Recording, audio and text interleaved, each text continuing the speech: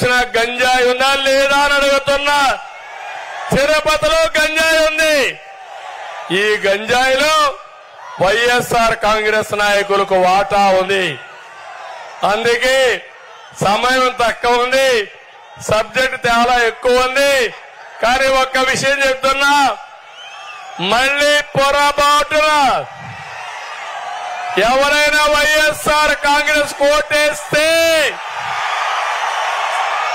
మీ ఆస్తులు మీవి కాదు.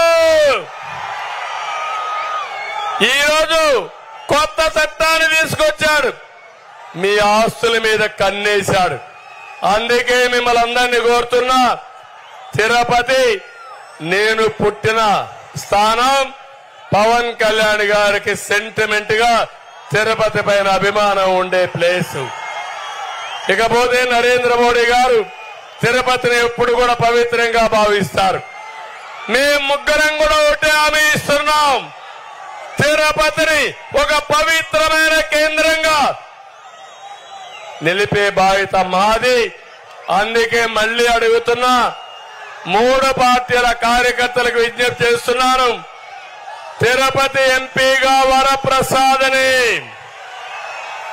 కమలం గుర్తుపైన తిరుపతి ఎమ్మెల్యేగా శ్రీనివాస్ గారిని, చంద్రగిరి ఎమ్మెల్యేగా పులివర్తి నానిని సైకిల్ గుర్తుకి ముగ్గురికి ఓటేసి గెలిపించమని మిమ్మల్ని అందరినీ కోరుకుంటూ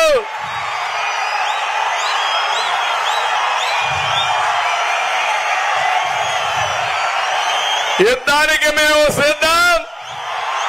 కురుక్షేత్ర యుద్ధంలో కౌరవ వధ తప్పదు. అందరికీ మరొకసారి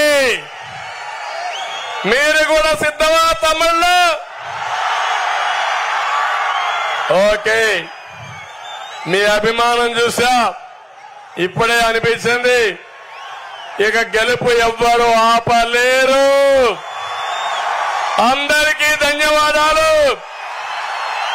hello Tirupati, bye bye Jagan.